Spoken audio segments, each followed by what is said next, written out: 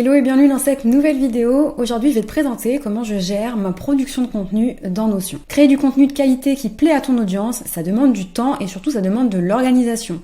C'est pourquoi je te recommande vivement de mettre en place un système pour ta production de contenu. L'aspect le plus important après la qualité de ton contenu, ça va être la régularité avec laquelle tu vas poster ce contenu. Et justement, pour être régulier dans ta production de contenu et créer du contenu de qualité, il va te falloir un minimum de structure et d'organisation. Sans ça, tu risques d'oublier des choses, de créer du contenu dans l'urgence ou de ne pas analyser tes résultats et donc de finir par créer du contenu juste pour créer du contenu. Petit à petit, ça risque de devenir une corvée, tu prendras de moins en moins de plaisir à créer du contenu et donc tu perdras cette fameuse régularité. De façon générale, retiens juste que tout ce qui est complexe, c'est difficile à tenir sur le long terme.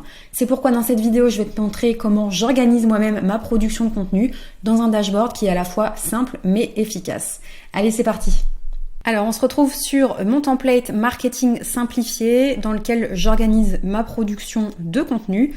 Comme tu le remarques, la première rubrique ici, elle est dédiée vraiment aux objectifs et aux ressources puisque l'idée, c'est d'avoir un dashboard complet dans lequel tu vas pouvoir vraiment organiser toute ta production de contenu sans avoir besoin de passer d'une page à une autre ou pire d'un outil à un autre. Donc qu'est-ce qu'on retrouve dans cette catégorie objectifs et ressources? On trouve trois grands blocs.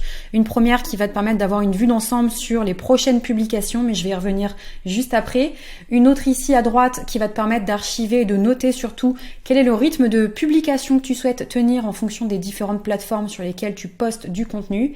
Et une dernière catégorie propre vraiment aux ressources, des ressources que tu n'as pas forcément besoin de consulter de façon régulière, c'est-à-dire tu vas pouvoir stocker quels sont les éléments de ton identité visuelle. Je vais te montrer ça. Hop, c'est une page très simple. Tu vas pouvoir stocker également les témoignages de tes clients, très précieux pour pouvoir les réutiliser au moment de faire tes différents posts sur les plateformes. Et ici, c'est la page de ton calendrier global, calendrier éditorial global sur lequel tu vas retrouver tout ce calendrier, toute page confondue, non contextualisée, même s'il y a certaines petites vues. Donc comme je te le disais la semaine dernière dans la vidéo dans laquelle je te présentais comment fixer tes objectifs, que tu vas pouvoir retrouver en haut de cette vidéo, je m'étais fixé pour objectif d'augmenter les membres de ma communauté de 25%. Et pour ça, j'ai décidé de publier une vidéo par semaine à destination des assistantes virtuelles qui souhaitent devenir OBM.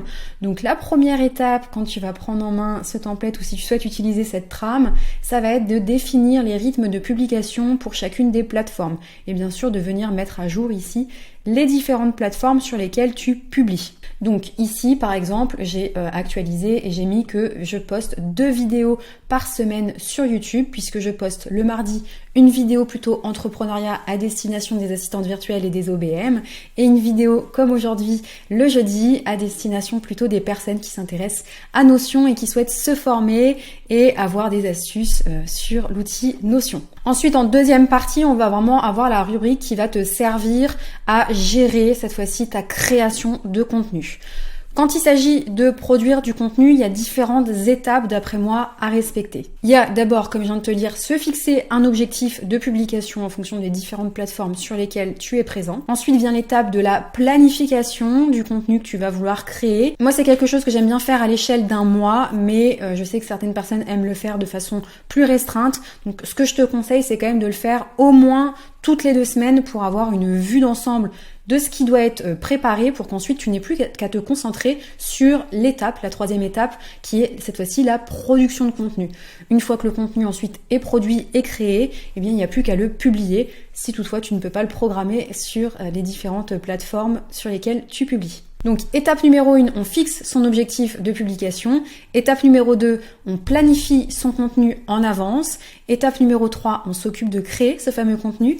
Étape numéro 4, on publie ce fameux contenu. Et étape numéro 5, qu'on n'oublie pas et que je vois beaucoup de gens oublier, on promeut le contenu que l'on a posté. Ça ne suffit pas de poster du contenu sur les différentes plateformes, il faut ensuite le faire savoir à son audience qu'il y a un nouveau contenu disponible à consommer. Donc quand on va parler de création de contenu ici, ce que je te conseille également de faire, c'est de batcher ta création de contenu. C'est-à-dire, ça consiste simplement à, plutôt que de créer un post par un post par un post, à te dédier une plage horaire sur laquelle tu vas peut-être passer 1 heure, 2 heures à faire une tâche en particulier pour ta création de contenu. Ça veut dire par exemple, tu vas pouvoir consacrer 2 heures le lundi à rédiger des articles de blog, tu vas pouvoir consacrer 2 heures le mardi à tourner des vidéos, puis le mercredi éventuellement à faire le montage de ces vidéos que tu auras tournées le mardi, etc., etc.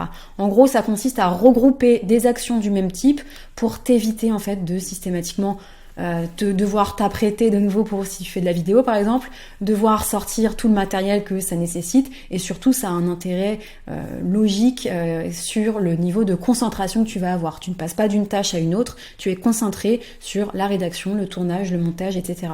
Donc généralement moi le batching j'aime bien l'utiliser en fonction des étapes de production de ma création de contenu. D'ailleurs, pour t'aider à définir tes journées types et tes semaines types, j'ai un template qui est disponible dans ma boutique Notion Simplifiée qui s'appelle Journée type, dans laquelle tu vas pouvoir organiser ces fameuses sessions de batching. Je te mets le lien en description si ça t'intéresse. Donc la première étape, je te disais, c'était de définir son rythme de publication, donc c'est ce qu'on a mis à jour juste ici.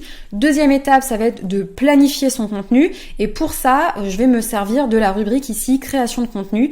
Je viens piocher en fait dans mon stock d'idées. Donc ici, j'ai une première vue avec tous les contenus qui sont en phase, en statut idée. Tout au long du mois, je viens, dès que j'ai une idée en tête, ajouter ces fameuses idées dans cette rubrique qui est mon stock finalement d'idées, ce qui me permet que quand je viens planifier le contenu pour le mois suivant, eh bien j'ai déjà un vivier d'idées qui est déjà prêt, et donc j'ai pas finalement, c'est pas une étape qui me prend des heures et des heures.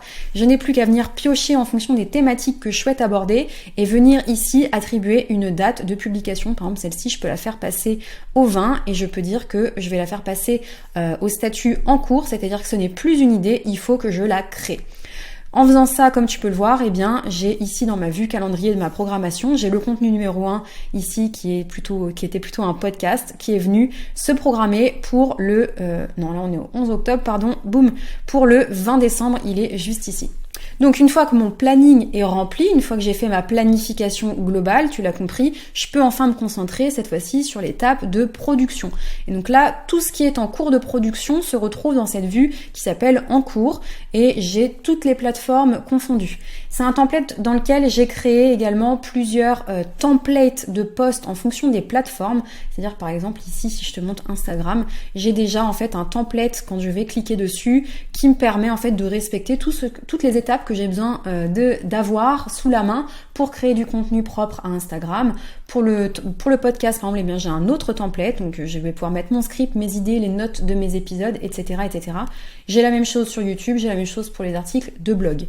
Donc une fois que tout ça c'est programmé, finalement planifié, eh bien je me concentre ensuite sur le batching de contenu. Donc bien sûr à l'échelle d'un mois, en fonction du nombre de plateformes sur lesquelles tu publies, il y a potentiellement beaucoup de contenu à créer. L'idée c'est pas de tout créer d'un coup, c'est de le répartir sur ton mois en fonction des deadlines, donc en fonction des dates de publication qui arrivent. Et donc une fois par semaine, j'ai une plage horaire dédiée dans mon agenda dans laquelle je vais pouvoir créer ce fameux contenu. Ce que tu peux faire également si tu préfères, c'est que, alors là j'ai des étapes de production qui sont vraiment simplifiées, donc j'ai idée en cours prêt et ensuite j'ai une vue plutôt Kanban parce que c'est vrai que j'aime bien parfois simplement glisser poser des cartes pour changer les différents statuts, et puis j'aime bien avoir cette vue qui est un peu visuelle dans laquelle je peux uploader également les images de couverture sur ces différentes plateformes. Ce que tu peux faire si tu es présente sur plusieurs plateformes et avec du contenu un peu différent, c'est-à-dire si tu écris à la fois des articles de blog et si tu fais également de la vidéo, donc si tu es plutôt présente sur YouTube ou n'importe quel autre type de plateforme qui nécessite des vidéos, eh bien tu peux éventuellement affiner ces étapes de production, et plutôt que d'avoir une seule catégorie en cours, et bien venir découper en rédaction, ensuite en montage, en tournage, en montage, etc., etc. C'est au choix. Je trouve que ça complexifie le système, en tout cas de production de contenu. C'est ce que je faisais au tout début, et finalement je suis revenue à quelque chose de plus simple, puisque comme je te le dis, je batch l'intégralité de mon contenu, donc je me concentre finalement que sur le contenu qui va être publié pour la semaine prochaine. Quand je sais que j'ai des vacances, etc., je batch 2 semaines d'avance, comme ça je sais aussi que je suis tranquille au moment où j'ai décidé de déconnecter. Toutes les vues qui sont ici, donc comme je te l'ai dit, tu peux bien sûr les personnaliser, elles sont pas figées. Tu peux utiliser les deux vues en tout cas qui sont les plus communes. Ça va être la vue table que tu vois ici qui est un très synthétique, qui est une vue un peu Excel, et la vue Kanban. C'est vraiment deux vues que généralement tout le monde adore utiliser quand il s'agit de produire du contenu.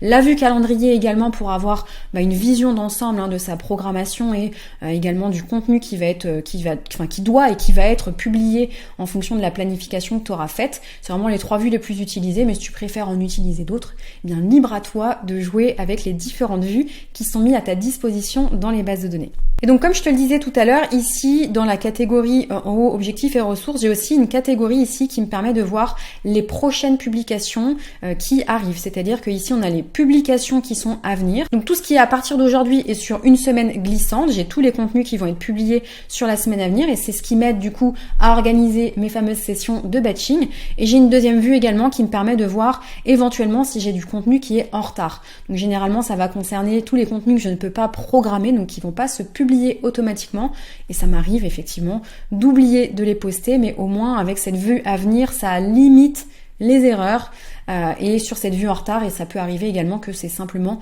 moi qui ne suis pas venue mettre à jour le fameux contenu, parce qu'à partir du moment où tu l'indiques comme publié, eh bien il disparaît de cette vue puisque j'y ai appliqué un filtre. Et enfin, dernière rubrique, dernière catégorie de ce template marketing simplifié, c'est la fameuse rubrique panne d'idées.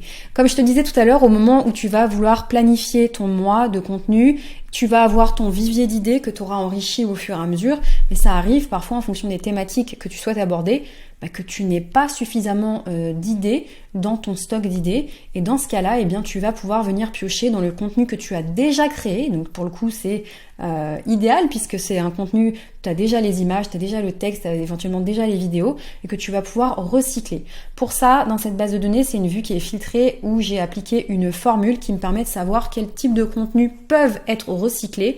Donc là, en l'occurrence, on a tous les contenus qui ont passé 30 jours de publication, eh bien, ils viennent s'archiver ici dans cette base de données panne d'idées et ça me permet comme ça de les reprogrammer. C'est un rythme que tu peux bien sûr modifier, c'est quelque chose que je t'explique dans la vidéo de présentation qui est livrée avec le template si ça t'intéresse. Tu peux bien sûr le modifier et l'allonger ou le réduire. Tu peux mettre 15 jours si tu souhaites, tu peux mettre 30 jours, tu peux mettre 90 jours, 100 jours, bref, libre à toi de choisir ce que tu préfères. Voilà, tu sais maintenant comment j'organise ma production de contenu. Si tu regardes mes vidéos depuis un moment, tu commences à me connaître. Tu sais que j'aime tout ce qui est simple et centralisé. C'est pour ça que quand il s'agit de créer du contenu, j'aime avoir un dashboard où toutes les informations sont centralisées. Si tu souhaites utiliser ce template, je vais te mettre le lien en description pour que tu puisses le télécharger. Et je te dis à la semaine prochaine, puisque dans la vidéo de la semaine prochaine, je vais t'expliquer comment suivre tes finances dans Notion. Je te souhaite une belle journée et je te dis à la semaine prochaine.